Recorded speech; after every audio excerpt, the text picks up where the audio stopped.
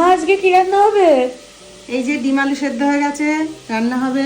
এবারে ডিম কষা করব আলু দিয়ে। খাবি তো? করো তাড়াতাড়ি। এই যে বসিয়ে দেবো এবারে। মা রান্না হয়ে গেল? হ্যাঁ হয়ে গেছে। কই দেখি কি করেছো? হয়ে গেছে, যাচ্ছি।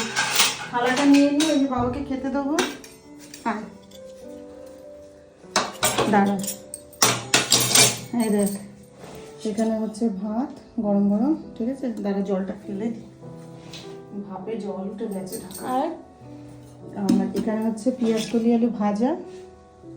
এখানে আজকে একটু চাটনি করেছি, টমেটো দিয়ে খেজুর দিয়ে অল্প করে।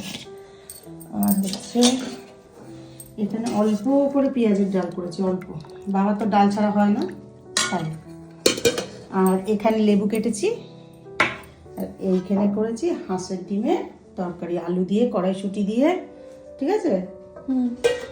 বাবাকে খেতে দিয়ে নি এখন। কি গো, বসে পড়ো।